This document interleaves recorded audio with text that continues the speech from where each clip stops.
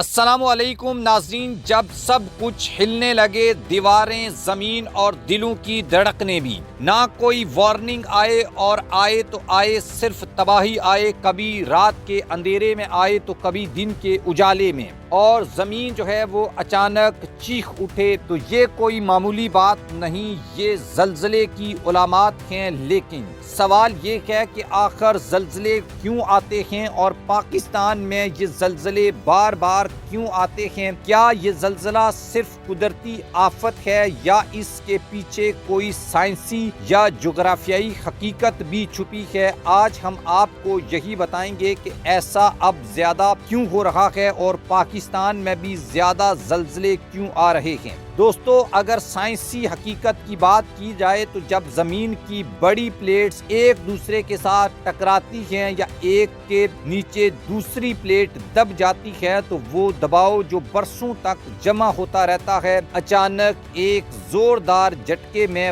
باہر آ جاتا ہے۔ اسی کو ہم زلزلہ کہتے ہیں اور یہی وہ حقیقت ہے جسے ہم اکثر نظر انداز کر دیتے ہیں۔ اگر بات کریں پاکستان کی تو ہمارا پیارا وطن ان خطوں میں شامل ہے جہاں زلزلوں کا خطرہ سب سے زیادہ رہتا ہے۔ شمالی علاقہ جات، اسلام آباد، لاہور، بلوچستان خطہ کے کراچی تک سب کسی نہ کسی فالٹ لائن کے قریب واقع ہیں، اور سب سے خطرناک جو چیز ہے یا جو علاقہ شامل ہے جس کو چمن فالٹ لائن کہتے ہیں، ہمالیہ بیلٹ اور مکران، یہ جو سب ڈویژنز ہیں یا زونز ہیں، یہ وہ علاقے ہیں جہاں زمین کی پلیٹس مسلسل حرکت میں رہتی ہیں اور یہی زلزلوں کا سب سے بڑا سبب بھی بنتی ہیں۔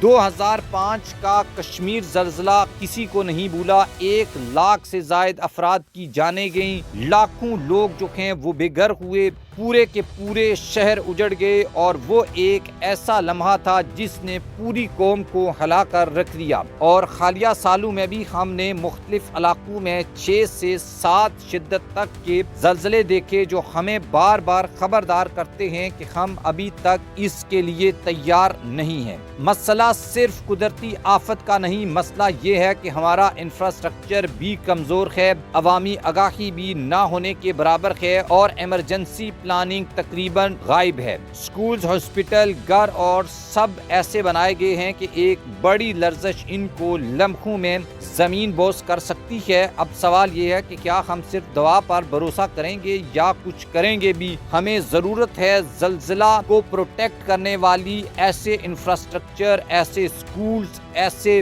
ہاسپٹلز اور ایسی چیزیں بنائی جائیں اور میڈیا کے ذریعے عوام کو یہ انفارمیشن دی جائے، کیونکہ جب قدرت خبردار کرتی ہے تو عقل مند قومیں اس کے لیے تیار رہتی ہیں۔ یاد رکھے، زلزلے آتے رہیں گے اور یہ فطرت کا، قدرت کا حصہ ہیں، لیکن ان سے نپٹنا، جانیں بچانا اور محفوظ رہنا یہ ہماری ذمہ داری ہے، اور اگر آج ہم نے یہ اقدامات نہ کیے تو کل کی تباہی ہمارے دروازے پر ہوگی۔ پاکستان کو بچانے کے لیے ہمیں آج جاگنا ہوگا، کیونکہ کل دیر ہو چکی ہوگی۔ آپ کو یہ ویڈیو اچھی لگے تو اس کو لائک کر دیں اور ہمارے چینل کو سبسکرائب کر دیں۔